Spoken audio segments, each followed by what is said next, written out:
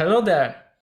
In this video, I'm bringing to you our first international guest, one who has written many celebrated Star Wars stories, including Myths and Fables, multiple chapters from the Star Wars Adventures comics, and a lot of High Republic contents. More recently, the Battle of Jedha. Please welcome George Mann. Hi everyone. Thanks for having me.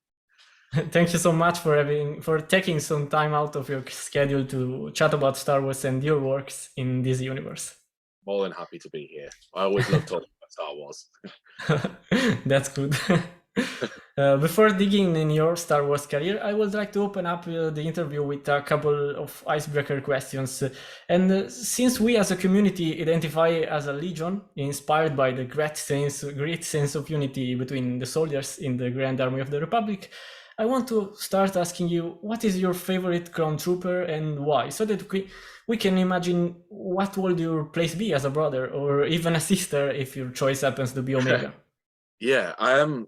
It's probably really obvious choice, but it's got to be Captain Rex.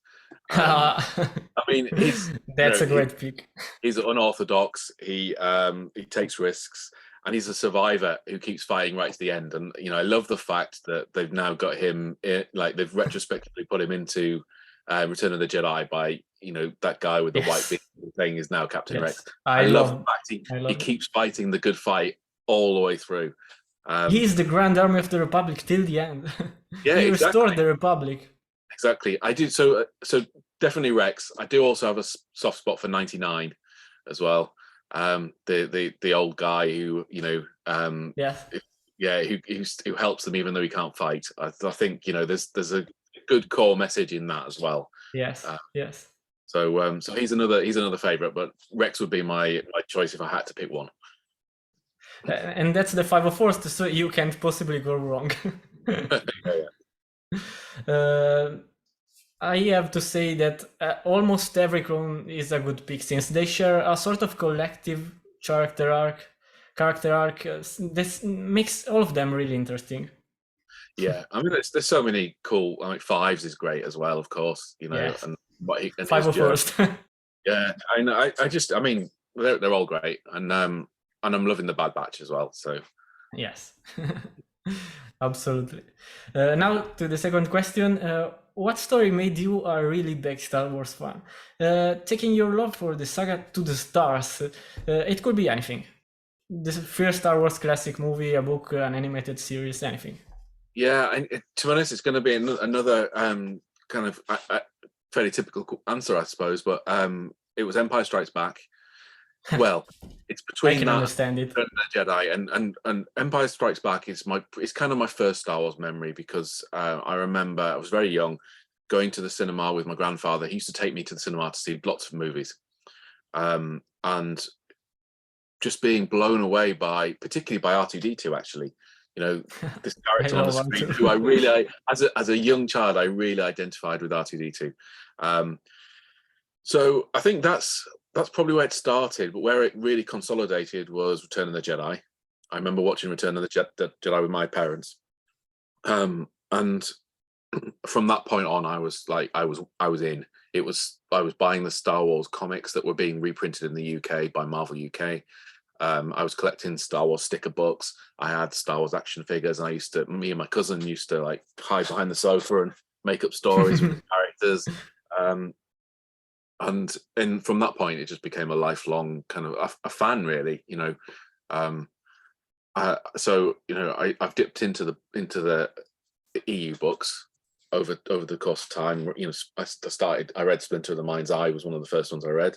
But mainly it's actually comics was kind of my way into reading Star Wars, and now I read everything I can to keep up. But now you're writing them. Well, yeah, of course, yeah. But even before that, obviously, I was enjoying reading the canon novels, and still dipping back into kind of bits of the legends where I can. Finding time is the hardest bit. Legends is full of good stories. Just now it all needs to be canonical, but that doesn't mean that there were bad stories. Oh no, not at all. I mean, I think some remarkable work done by some remarkable writers. I think you know, for me, I come from Doctor Who fandom, and one of the things I love about Doctor Who is the fact that there isn't a canon. It's, you know, and they always have the excuse with Doctor Who to say that, well, time can be rewritten because it's a time travel show. So, you know, everything can happen. Like if events contradict each other, well, they happen at different points with the Doctor doing different things in history. But I actually love that approach as a way of looking at all kind of fandom and stuff, in the sense that I see all Star Wars stories are valid, and you know, they're not erased by another story happening. They, you know, I think it's just which lens you're looking at the universe through. Absolutely. Cool. For me, coming back to the question, for me it was the animation. I understand your answer because I think that Empire Strikes Back is the moment when you realize how big Star Wars can be. Yeah. Starting from episode 4. But I discovered Star Wars through Lego builds when I was a kid, and then I started watching the movies. First the classics, and then the prequels. Love at first sight, but when the Clone Wars started, that changed everything for me. Yeah. And then came the books and the comics. But speaking of written stories, people are here for you. So next question: how did you find yourself writing for the Star Wars universe? Have you pursued this job as a goal in your writing career since you're a fan, or did the Force offer you the opportunity and you grabbed it? It was the Force. They're very much the Force. It was the Force. Okay. I guess, like a lot of people, I would, you know, I'd always wanted to write Star Wars, but it's never been something I thought I could achieve. You know, you set out not thinking that you're going to be given these opportunities, or create these opportunities for yourself as well. So, you know, as a younger writer, I wrote my own stories, you know, I still do my own original fiction, and then I started writing Doctor Who stories. And my way into Star Wars was actually, I met Michael Siglain, the creative director of Lucasfilm Publishing, at San Diego Comic-Con, and we had a drink, and it was all it was social. It wasn't, you know, there was no work issue, you know, stuff going on. It wasn't a meeting or anything. It was just a social engagement, and we got talking, and we realized we had a shared love of kind of old horror movies, Hammer horror, Universal horror, that kind of thing, and we got on really well. And then we, as you do when you meet people in those kind of environments, we went away and both followed each other on Twitter. Yes. And it was around that time that I was publishing a novel called Witchwood, which is a novel that's set in the present day England, and it's a murder mystery story, but it's got a supernatural element, and it's based on a fictional folklore that I created, a kind of Anglo-Saxon folklore, a kind of really cool. Yeah, and you know, and Mike bought it and read it because we'd had such a good chat, and he saw that it was kind of, that book was drawing on a lot of the influence of the sorts of movies that we talked about. He bought it and read it.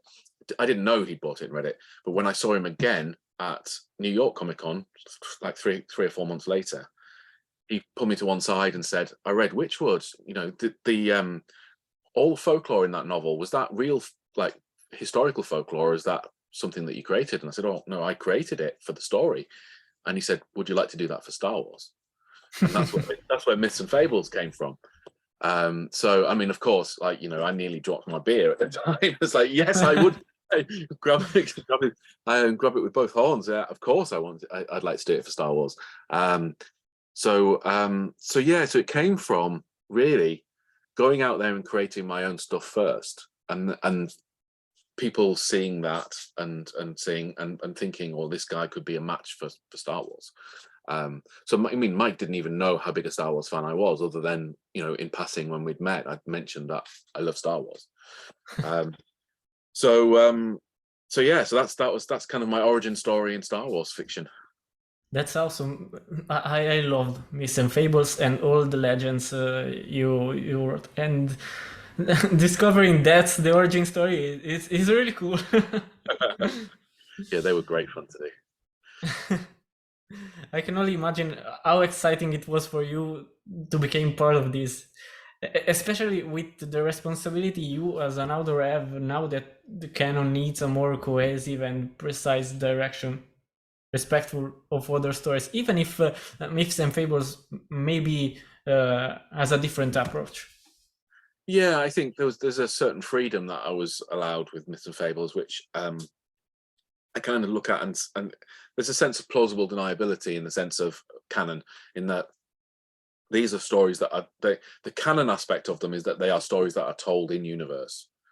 And I suppose stories evolve over time, stories develop, myths become, or kind of truth becomes laid in myth. Yes. Over time as stories are transmitted through time and people. And that's the approach we took with the Myths and Fables. So kind of I look at those stories and say, well, there's definitely a kernel of canon truth in all of them. Something happened that caused that story to become what it is. So, it's been changed in the retelling, but there's something at the core of all of those stories. And that was the approach I took with them. So, but what it allowed was a kind of breadth of stories across the Star Wars universe, across the different eras of Star Wars, touching on some key characters, but introducing new characters in a way that, was such a great creative outlet for me. I loved it. When it comes to the High Republic, it's built differently. And as an author, would you like to have more freedom, or the Lucasfilm Story Group always managed to give you the tools to use the universe and every element in it to write the exact story you wanted to write, no matter the limits that they may be imposed by the canon? You know what, the Story Group are amazing. They're fantastic people to work with, and they give you as much latitude as they're able to. So story wins. Story comes first. Telling a great story is my job, and they understand that that's my job, and that's also their job to help me do that. So they don't get in the way. It has to be. Yeah, exactly. They don't get in the way of me telling a good story. What they will try to do is help me find a way to tell that story in Star Wars that doesn't tread on other things that have been established in the Star Wars canon, or that work against things that are in production, perhaps. So there might be a TV show going on. They won't tell me we're making this TV show, but they'll say we can't really focus on this thing at the moment because another it might be another novelist, but another person is writing stories around that, and it's best if we leave it alone so we don't have a conflict arise. High Republic is a bit different because it's obviously it's a new era where we have a lot of flexibility, and I find that very, very appealing because there's something very rewarding and lovely about writing about those iconic characters from the screen. Take Luke and write a story about Luke. Take Leia and write a story about Leia. There's something great about doing that, but at the same time, those characters have always got plot armor because you can't kill those characters. That you know that the danger is only ever superficial when those characters are in danger. So you have to find different ways to tell a story, and that's part of how you approach the story. You find a creative angle to help you tell a story that still thrills. But with the High Republic, everything's completely open, so no one knows. Apart from Yoda, for example, you don't know who's going to live or die, and there's something really honest and exciting about that. But also, I mean, this High Republic's slightly different in that it's one ongoing story as well. So it's kind of like serial publishing in a way that's different to writing a one-off book in the Star Wars universe, or writing a short story like I did in Myths and Fables, where you dip in and out. That was the next question. Sorry, yeah, okay. Difference between standalone and High Republic. That's another difference I'd like to hear cleared out. I listened to the Battle of Jedha and read the Battle of Jedha. Reading a script for an audio drama was a first for me, and while studying it, two questions popped in my head. What are the biggest differences between writing an audio drama and writing a book in terms of characterization and storytelling? And does writing in the well-known atmospheres of the Star Wars universe somehow softens the need for detailed descriptions, thus helping the audio drama format, or instead makes it all the more difficult since you have to make every little word and sound so authentic that classic atmospheres are recognizable even in a media that cannot count on the visual side of the universe?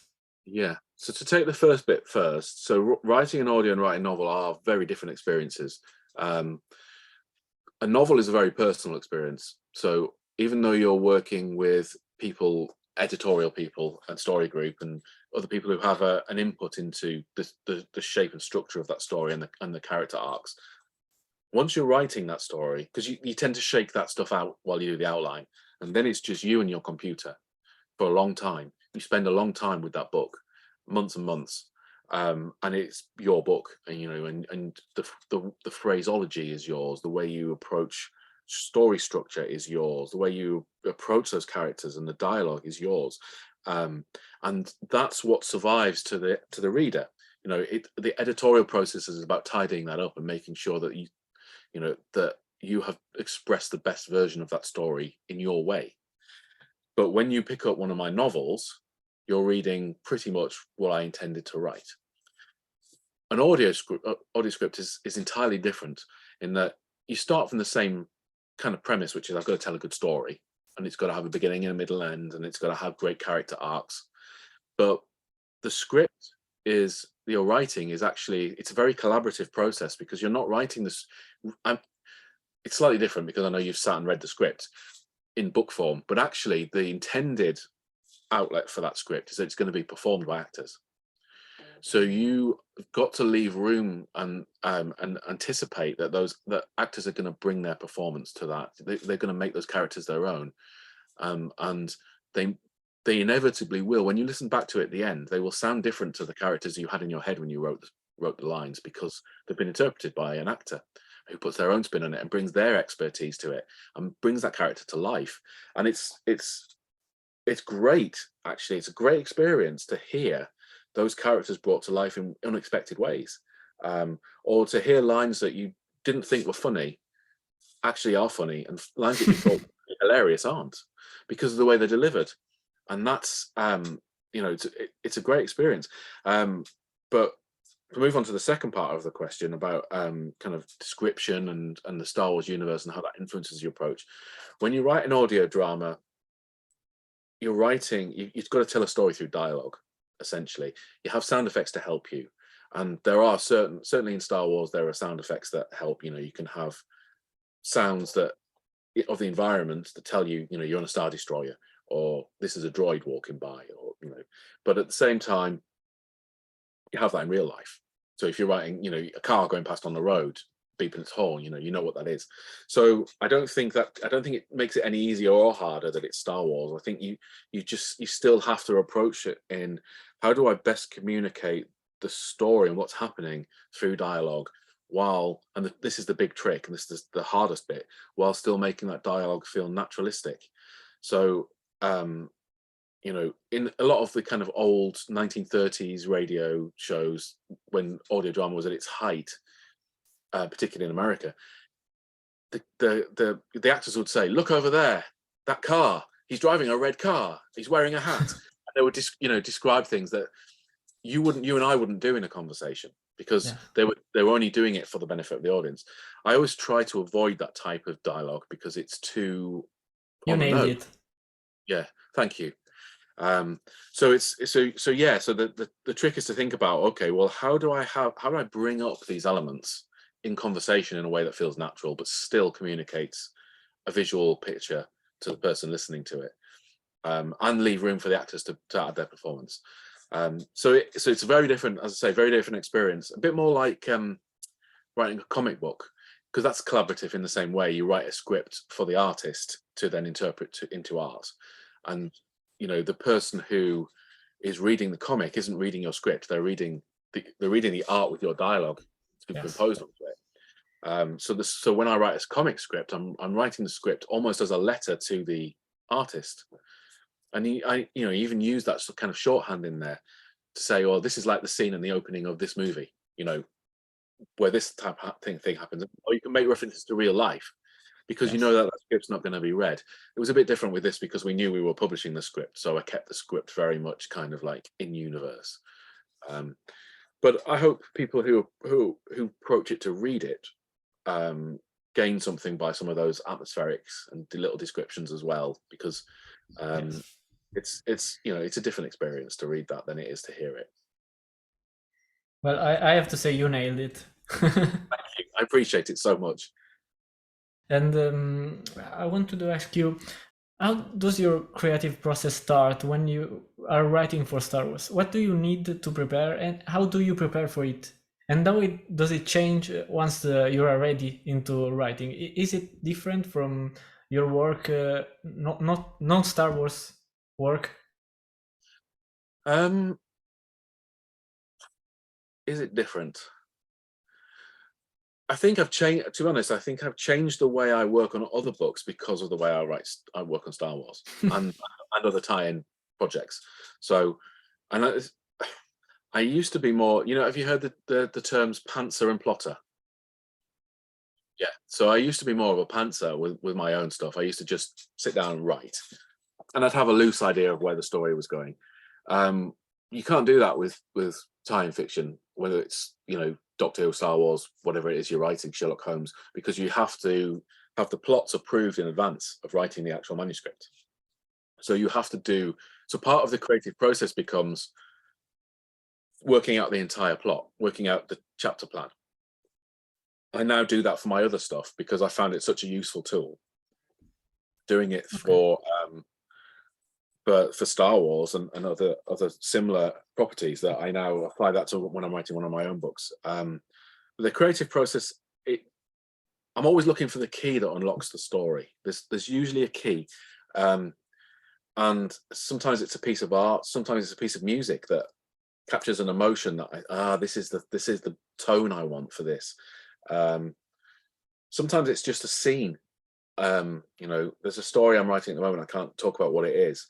But this pivotal moment, and I've been writing this book, and I just put two characters in a room together, and in the outline, those two characters are in that scene to impart information to one another. It's as simple as that. Like, they have to just have this conversation and then carry on, so that they both know what's going on. But actually, what happened was that scene turned into an argument, and that argument uncovered for me the whole tone of the book and some of the key lines that are going to be in that book. But they now feel like they're kind of like load bearing, if you know what I mean.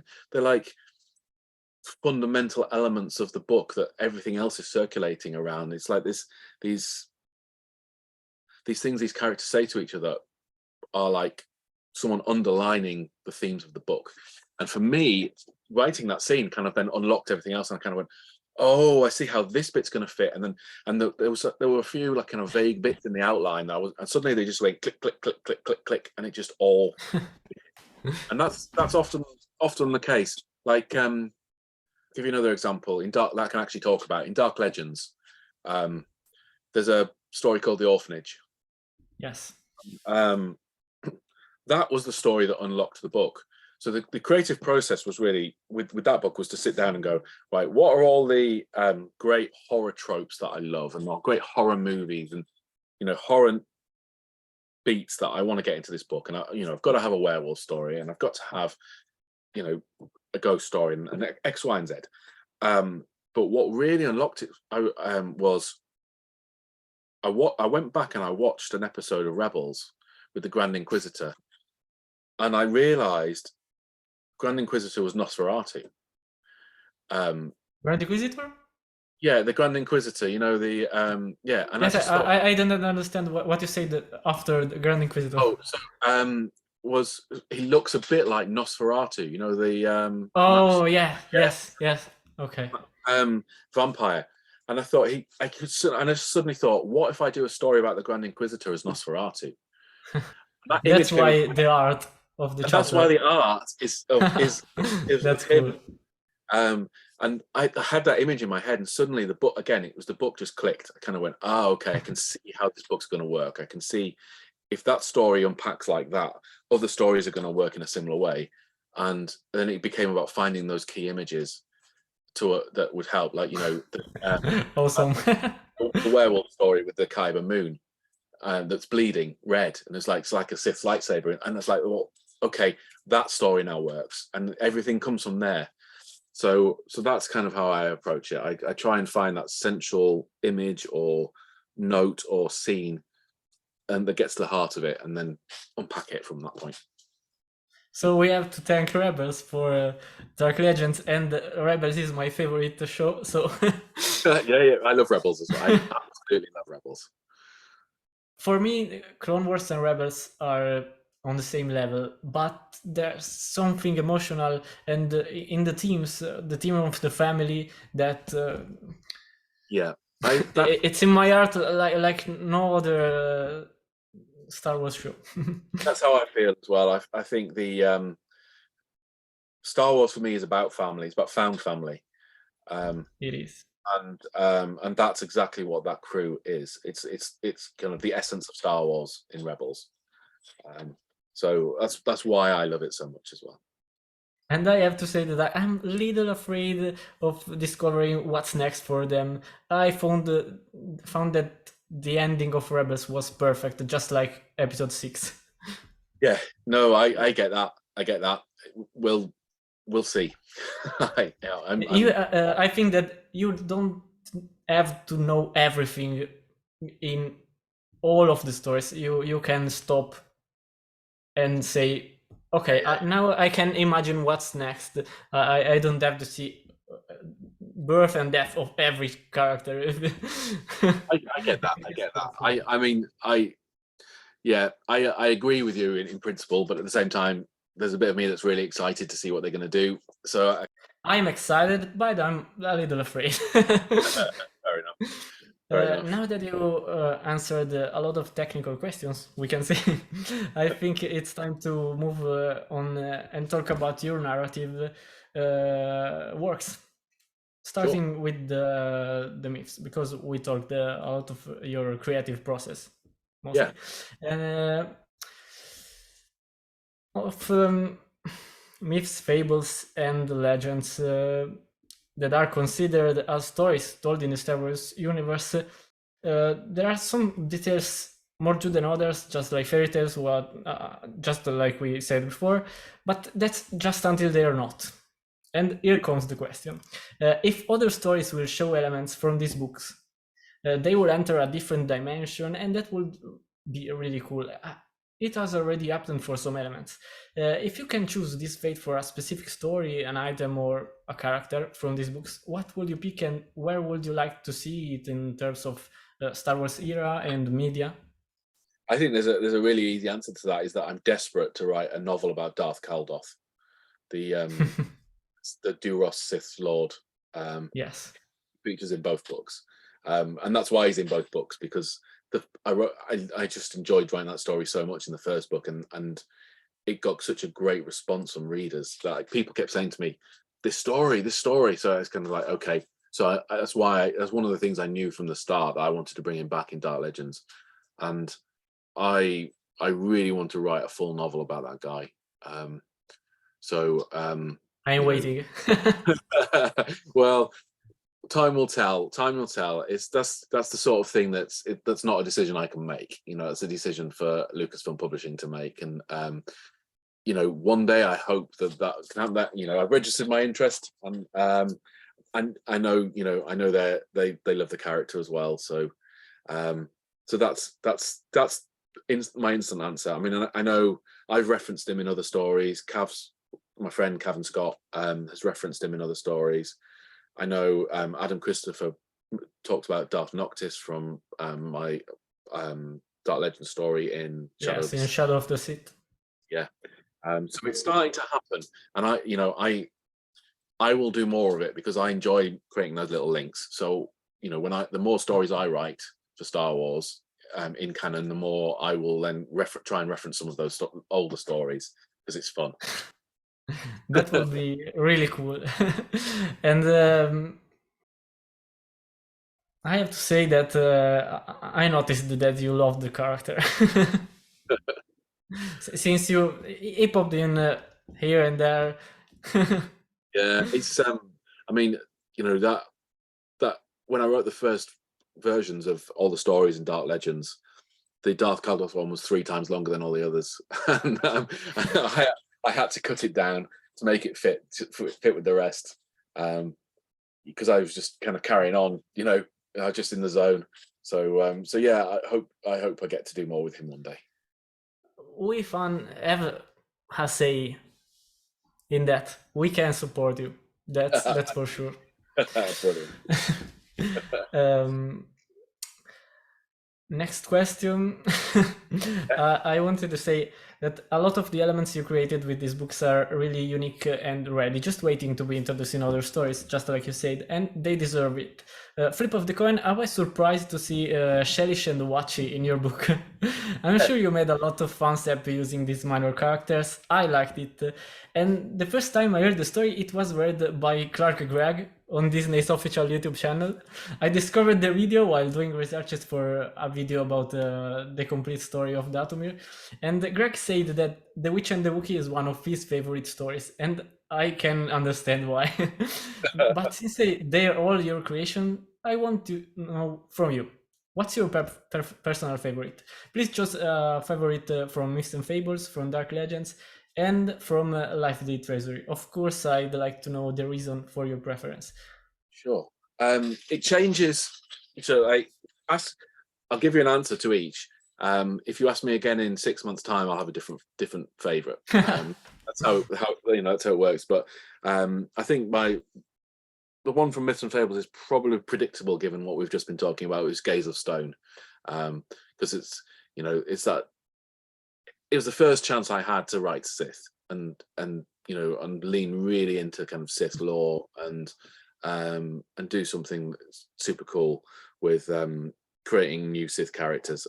So that stands out to me as kind of one of those key moments of writing that first book.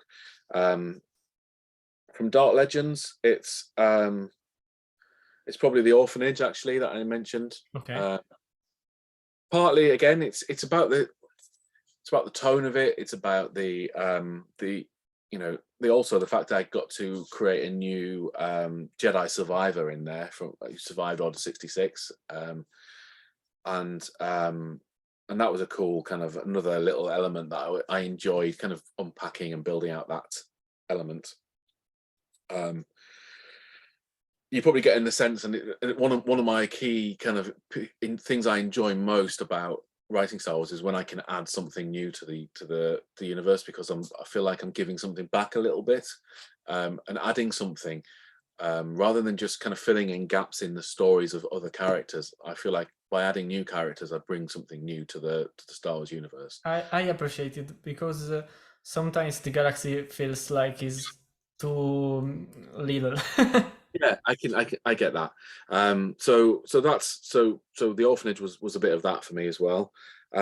With Life Day Treasury, it's so hard because it's a slightly different book in the sense that I co-wrote with Cavan.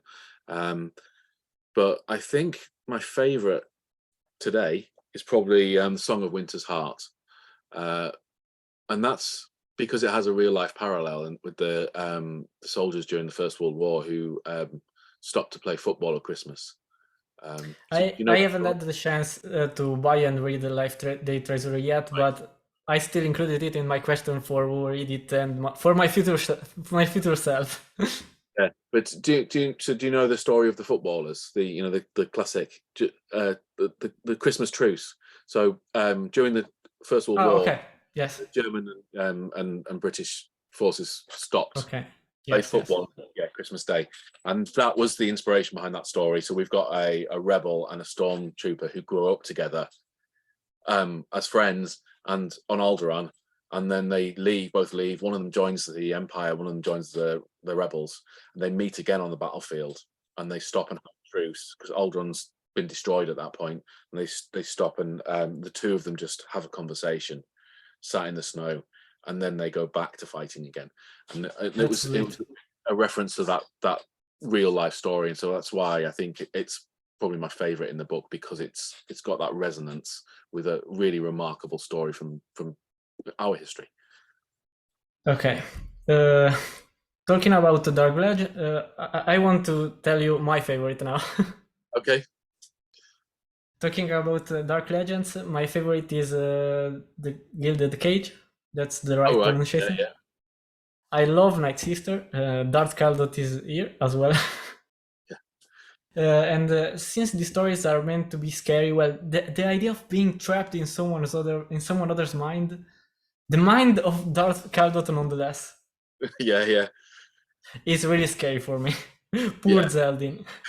I know. That's that was pretty horrifying to think about, being trapped and played that badly over, at so long a time. I loved writing that story. If an unwilling apprentice was part of Dark Legends instead of Myths and Fables, I would have certainly chosen this one as a favorite, because it has Night Sisters, not just a Night Sister, but Mother Talzin and Darth Sidious and Maul as a child. So it's obviously great, and a great origin story.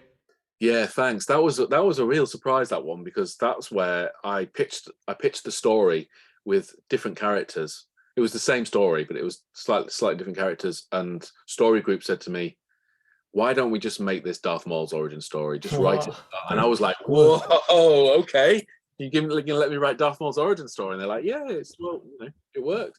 I have to say that I can't read this as a legend. That's what happened. I love Maul. Maul is so complex. Is real. Clone Wars made him a gigantic character. I don't know how they managed to do this, but they nailed something that may have been terrible. Yeah. Bringing him back was a stroke of genius. Big. When it comes to Myths and Fables, as someone who absolutely loved the droids, reading the droid with a heart was incredible. It hit me really hard, and I must admit that even if I was already liking the book and your writing style, the story is what bothered me. Really? Perceiving the other, you in that case, as someone who cares for the droid struggles in the galaxy, really makes a difference for me, and I have to thank you because you nailed it again. Even with P-37A in the Battle of Jedha. Yeah. I liked how weird he was while it being so human. Yeah. I still hasn't seen him represented, but I'm sure I will find him cute. I always do with droids. And speaking of droids, here comes the next question. George Lucas once said that in the Star Wars galaxy, all the diversity is perceived as normal. The Empire is bad, but the diversity is perceived as normal because there's a lot of species that live together every day. But he said that there still exists discrimination about droids because of their mechanical nature, I think. What do you think about it? Should them be recognized as sentient beings, as they demonstrated a lot of times, in my view? Or the situation can't evolve since they somehow depends from the existence of organic beings that needs them?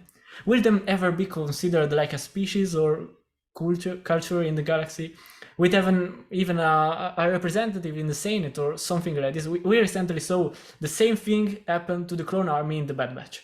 And this is not that different, since a lot of people in the galaxy view the clones almost as organic droids, property of the Republic and then the Empire.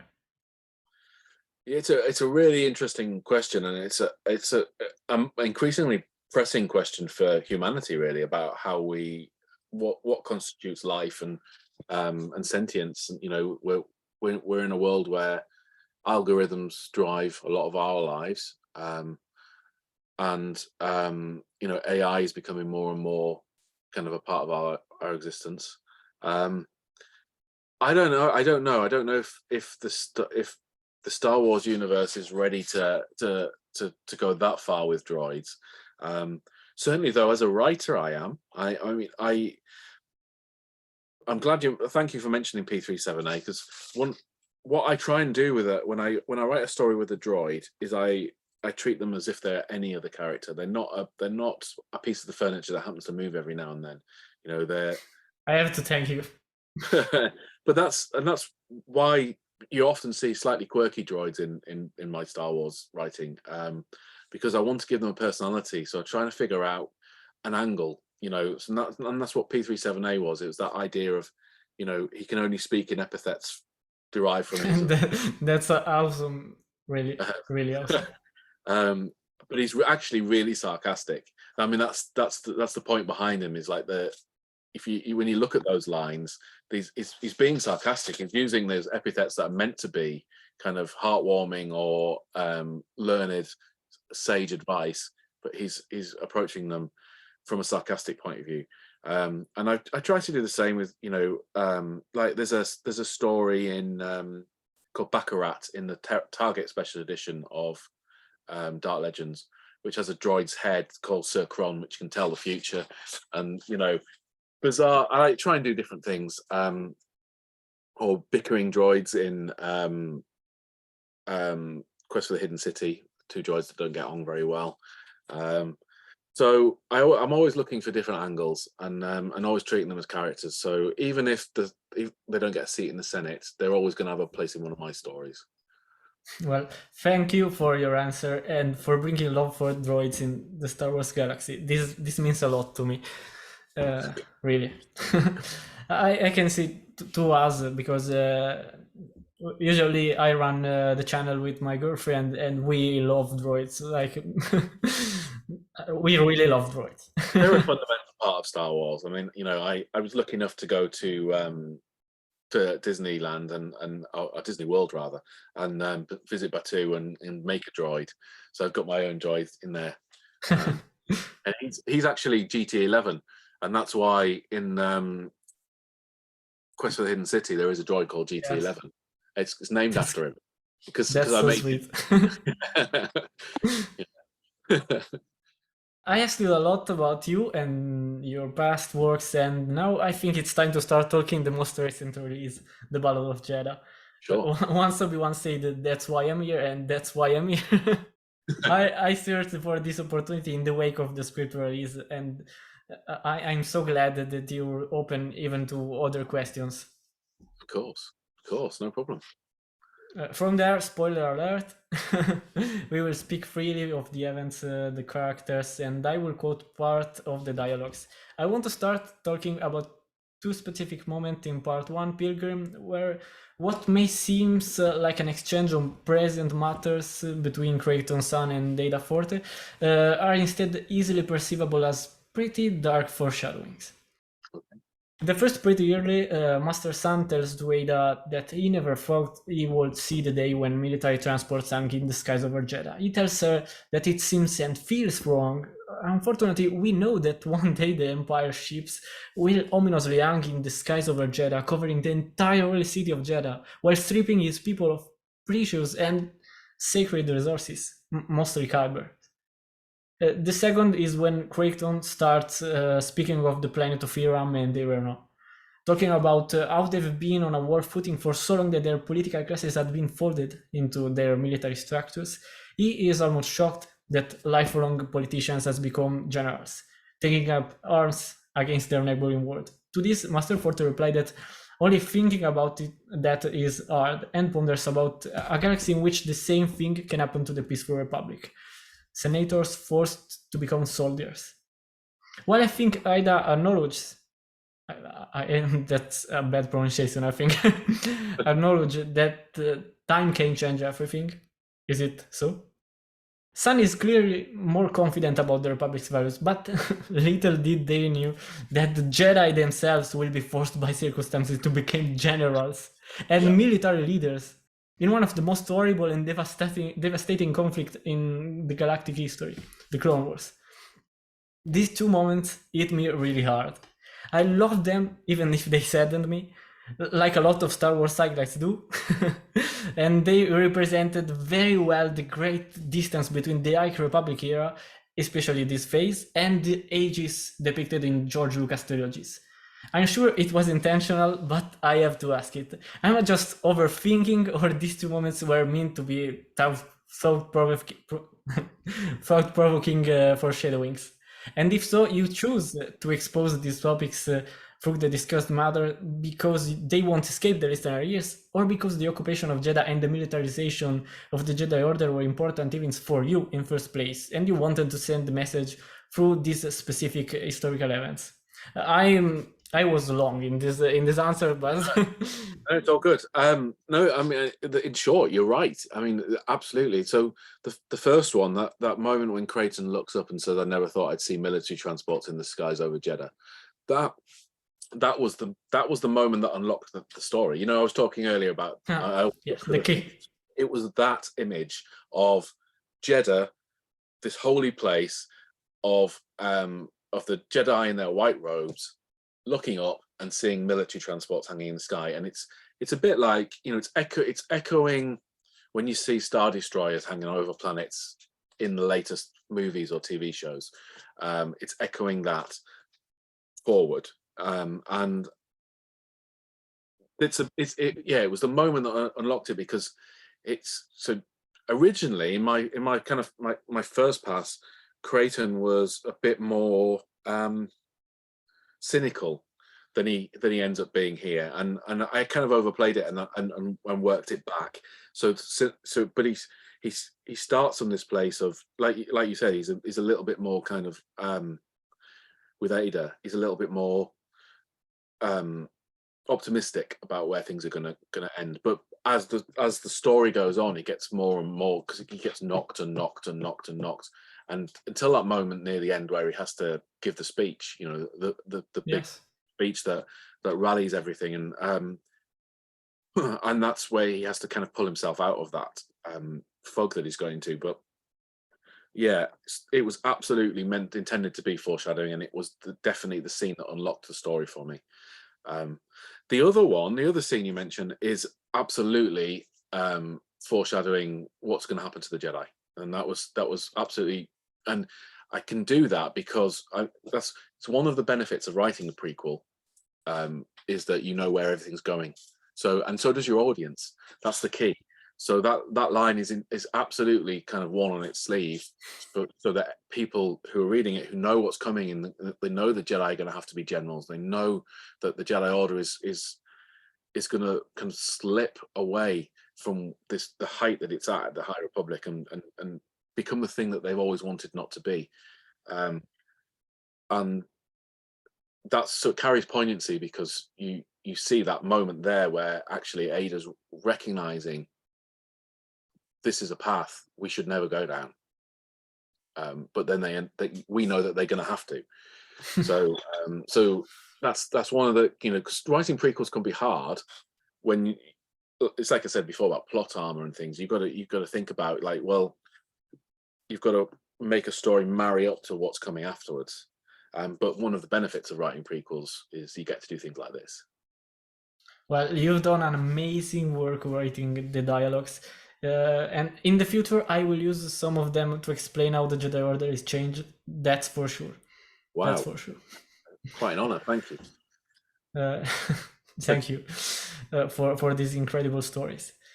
Talking about the Jedi and their role in the events, do you think the Padawans were mostly cut out of the Battle of Jeddah due to the delicate and diplomatic nature of the in-universe situation, or because others the Jedi Masters would fit better into this specific story? And does the Cav Serapath, is that his name? Yes, Serapath, yeah. With his enthusiasm exist to somehow balance the Padawan's absence? Yeah, no, absolutely.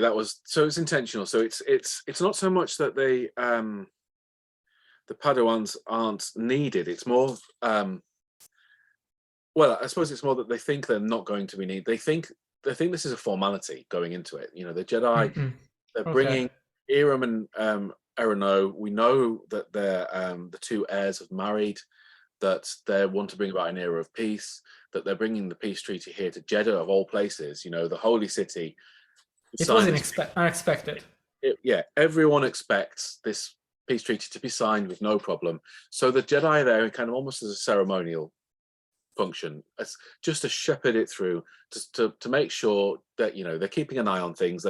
They're working a little bit as guardians of these ambassadors, but really they're there just to shepherd it through. Solandra's there obviously on a pilgrimage. So we see in Quest for the Hidden City, she tells her Padawan, I'm going to go to Jeddah. I need to go to Jeddah to make a pilgrimage. So at the end of that book, she leaves Rupa in Batu. That's why I think you will tell us the story on Dalna with Graydon and Ida. So Solandra goes to Jeddah, so she gets caught up in it really. And Keth Serapath, absolutely. So what's interesting about Keth, this was a very insightful comment from my editor Tom at Del Rey, who pointed out, as I told him about, I talked about Keth, I talked about all these characters, and like Battle of Jeddah is like a linchpin moment in Phase 2, where story threads from the other series, the YA, the adult book, the middle grade, the comic, all feed in and then all come out again and go in their own directions again. And what's interesting about that is most of the characters in that story are passing through Jeddah. They're passing through the battle. They get changed by it, but or they reveal, or we as readers, listeners, we get some reveal about their nature through that process. But Keth is a character who lives on Jeddah. He's not a hero. I mean, he is by the end, but he's not a hero. He's a guy who sweeps the floor in the Church of the Force, and he craves not adventure, but he wants to make a difference. He wants his life to mean something, count for something. And Tom pointed out, he said, this is Keth's story. This is his one chance to make a mark in the Star Wars universe. All these other characters are going to pass through this story. Keth needs his, you need to give him enough screen time and the dignity of his story. And I kind of thought that's one of the best notes I've ever had from an editor, actually. And so I leaned into it, and absolutely Keth becomes, he doesn't have the Force, but he understands Jedi, and he understands, well, actually more importantly, he understands what's right from wrong. And all he wants to do is help people. And he gets to fulfill the Padawan role to Solandra through this book. Yes. And make the ultimate sacrifice at the end, which was a hard scene to write. But by that point, you love these characters, you've lived with them, and you've heard their thoughts. He's like, and I'd written, I don't know if you know, he appears in some of the Star Wars. Is a part of him. Yeah, exactly. And he also appears in some of the Star Wars Insider stories that I've been writing as well, that are all set on Jeddah. So I was kind of fond of this character, but he needed to die. That was the story dictated he needed to die. So that was tough. But yeah, so he fulfills the role of Padawan essentially for Solandra, and temporarily. Well, I definitely agree with your choices. Glad to hear it. They turned out well, very well. That's sad, but the story is great. Now I'd like to talk about a specific event in the book and its aftermath. The quote, "The Protector has fallen," means that one of the most pivotal and anticipated, I have to say, moment of the Battle of Jeddah has arrived. That the well-known Jedi statue first seen in Rogue One is destroyed and now lies on ground in pieces, just like in the movie. All of us fans, knowing now of the Battle of Jeddah, will think about your story while revisiting Jeddah in Rogue One, and that's something great. We will see that statue and know exactly what's happened to that statue. Yeah. Shortly after the Protector has fallen, Creighton's son says that Jedha is never going to recover from this. Knowing what we know regarding the planet and its inhabitants' future, Do you think Master Sun was right in believing that the past of Jedha's community was lost forever, or do you think that somehow the people of Jedha were able to find their strength and sense of community again, maybe rekindled by the faith in their respective creeds? I think the latter. I think that moment for it's symbolic for Creighton. It's symbolic for everyone, obviously, but Creighton, that's the moment where he kind of hits rock bottom, and that journey I was talking about, where he's taking knocks, he's becoming quite cynical about the outcome of all of this, and he has to pull himself back shortly after that, and remember the tenets of his faith and become true, the Jedi hero that he's always intended to be, or always needed to be. So I think that's more about his state of mind when he says that he doesn't think people will recover. I think people will recover from it. I think it's a shock. It's a landmark. It obviously doesn't get tidied away. It stays there as a symbol of that. But actually, as we've seen through our own history, shocking events can become important symbols of unity as well. And we know Jedha is still a melting pot of Force sects and different beliefs when we see it later in Rogue One. So I guess they do, and actually I think Creighton's a part of that. By the time he reaches the end of his journey and he gives that big speech at the end about unity, about not letting the darkness win and all of that, I think he started to believe that, and I think that's a message that then is transmitted, because there are people are hearing that. So yeah, I think that's more about Creighton and where he's at in the story at that point. I love your answer. This changed my perspective. It's not Jedha that is never going to recover from this. It's Creighton that is never going to recover from this. That's what he thinks Incredible. at the time. Yeah. For the people, you can forget the past, but you have to move on. Especially when you represent faith, you have to give others who needs it a reason to embrace faith in whatever they want. That's about giving hope. A main theme in Star Wars. Yeah, I think.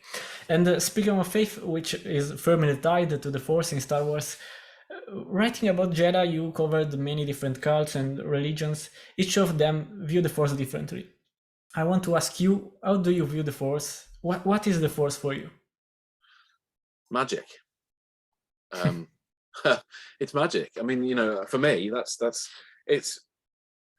And I think that the world is always a better place if you believe that magic can happen. I don't actually believe that magic can happen, but I want to believe that magic can happen. And I think the Force is in Star Wars is a manifestation of that.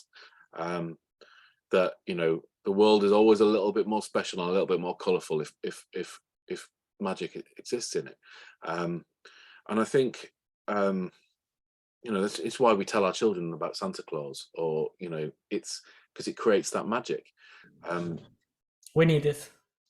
Yeah, we need it. Exactly. I think it's something to believe in. It's something powerful to believe in, and it doesn't have to be real, and you don't have to think that it's real. You don't have to, obviously lots of people have lots of different religious beliefs. I'm not personally a believer, but I do feel that you don't have to believe in God, for example, to believe that magic, or to follow the Christian tenets of their faith, the 10 Commandments. Yes. There's some good rules for life in there, some good moral guidance in there. You don't have to believe that that's actually God. That's just, and I think it's true with magic as well. You don't actually have to believe that magic's real to almost pretend it's real, but then you look at things like, stories are a form of magic, in the sense that we weave stories that transport people to another place, that make them feel things. Yes, they are. The fact that like you've mentioned today, which is quite touching to me, that you've read some of my words and they've had an impact on you. When I go, well, there's a little bit of magic in that, surely, in that I sat here at my computer and tapped out some words, and someone on the other side of Europe can read those words, and it has an impact on them. that's, you know, and for me, that's what the Force is. It's that given and made manifest. That's a great answer. I think there can't be a completely wrong answer to what's the Force. It's what we believe it is. For me, it's magic. It is magic, but for me, story-wise, it's the nature. See, the nature in its prime is balance. Yeah. So I think that's the nature of the Star Wars galaxy. Yeah, I can absolutely see, and I think you're absolutely right. And that's the beauty of it. That's the thing about what's interesting about writing about all these different sects and people who have different beliefs in the Force, is because it's exactly what we've just described. You know, because we can all see it differently, and it means something different to everyone. And you know, allowing people to have those beliefs and revel in those beliefs is what allows us to rub along together. Well, is there anything else you want to talk about the Battle of Jedha? Maybe some connections you were excited to make? Anything? I think I mean, I think we've touched on a lot. I mean, Yes, we do. We've done. for me, for me, one of the biggest things was the chance to bring Salandra back, because when I kind of created Salandra and the shield, and you know what she symbolizes in Quest for the Hidden City, for me, this was being able to bring her back in this story and give her a big role was really key, because I wanted to explore her more than I had a chance to do. And you know, when you write a middle grade book, the Padawans are the focus, and Yes. here I got to focus a bit more on Salandra and explore her character, and for me that was a real treat. So I think that, you know, I loved writing, creating an Ada. I loved all the machinations, the path of the open hand, all that stuff that the other writers had been working on and building as well. But for me, Keth and Salandra is the heart, is the heart of this story. I don't mean the heart in terms of plot, but I mean in terms of emotion. Yes. Yes, they were absolutely. They spread emotions in their chapters, and the shield is amazing. The High Republic is full of these incredible weapons and different uses of their power for the Jedi. Yeah, I mean the shield.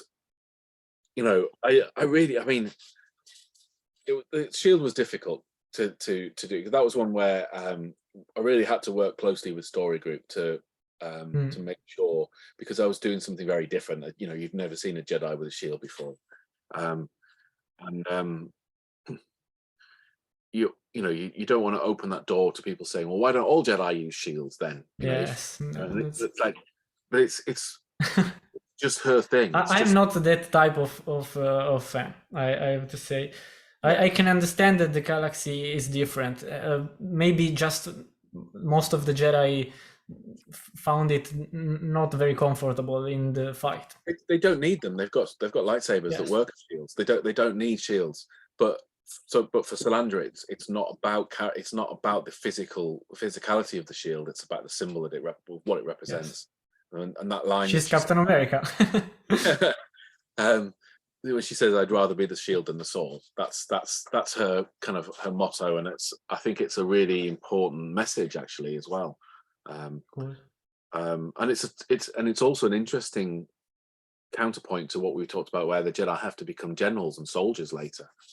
You know, she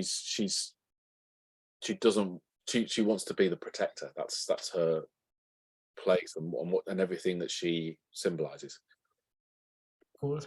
So now that the Battle of Jedha is out as an audio drama and as a script, and the Nameless Terror comic series is set to begin tomorrow, Tomorrow, yeah. Yes. What we can expect from your future in Star Wars? Will you be the one who will tell us about the mission that will bring Creighton and Ida to Dalna, or can we look forward to new legends? I mean, you know, I think we've talked. everyone knows that Lydia Kang is writing the next Del Rey novel. Yes. That's where you go. That's Creator Nada's ongoing story. You know, so that's Okay. I have other things to write within the Star Wars universe and without. What I will say is I'm having a lot of fun. I can't really tell you. I'm afraid. I'm not able to give away what I'm working on. But I'm not going. Put it this way: I'm not going anywhere. There's plenty more Star Wars coming. That's fine. I figured out that will be the answer. Sorry. Well, now I'll wait for Cataclysm. Is that the name of the book? Cataclysm. Yeah, that's right. Yes. Yeah, Lydia's book. Yeah. You told me more than expected, so great. Now a more specific question about your future stories. I know you love the Ewoks, and it's really cool because I think they are rarely given credit, and even so they really deserve it. I loved the golden one from Myths and Fables. Like I said before, I haven't had the chance to read the Life Day Treasure yet, but I know when I do, I will love the Krulok. Yeah, And sorry, go ahead. I wanted to ask you a question. Do you think you will have the chance to sneak Ewoks in the High Republic? I'm not talking about a story set in that time period. I'm talking about Ewoks in the High Republic, like a little furball that talks to Silandra and helps her on something. It will be amazing. I doubt it personally, because the Ewoks belong so much kind of with Endor and Return of the Jedi. But if anyone can do it, it'll be Cavan Scott, not me. He is. I mean, I love the Ewoks. Cav is he's the Ewok king. So he's slowly been recanonizing all of the Ewok stuff from the TV movies. You know, the Caravan of Courage, and yes. So I think if anyone's going to do it, it won't be me. It'll be Cav. Okay, thanks for the answer. Well, so we will read together his stories. Yeah. Now that I really asked a lot to George as an author, I would like to ask one last question, not to you, but to the child you were. Okay. Of every Star Wars story you've written, which one do you think would have been your favorite as a kid? Ooh. That's actually a tough question.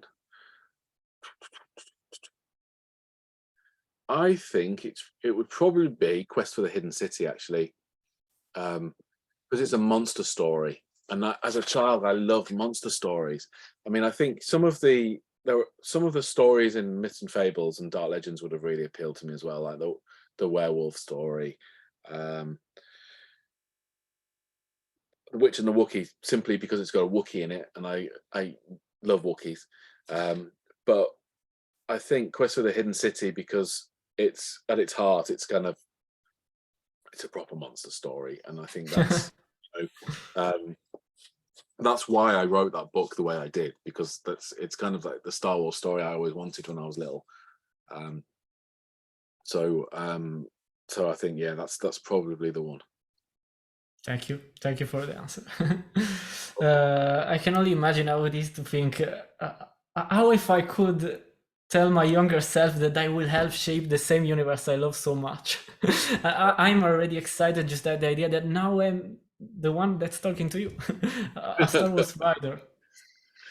Yeah, it's crazy. It's crazy, and it's one of those things you have to learn to get over it almost, because otherwise you'd be paralyzed trying to write these things. You know, because if you think about how big a deal it is to you as a fan, it stops you doing it. You become too reverent of the material, if you see what I mean. So you have to kind of put your fan aside, the fan inside you aside, while you write.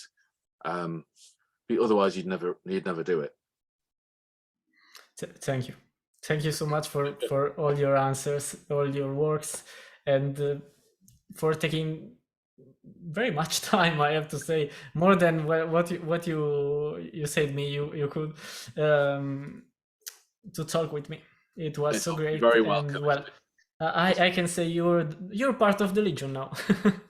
Oh, thank you. Yeah, brilliant. I hope we can do this again whenever your next stories come out, and maybe at Star Wars Celebration Europe. Our channel will be Yeah, there in April. If you'll be there in London, I'll be more than pleased to bring you certainly intending to books be and a pen. there to sign for you. Yeah, absolutely. I can do that. No problem. You'll be there?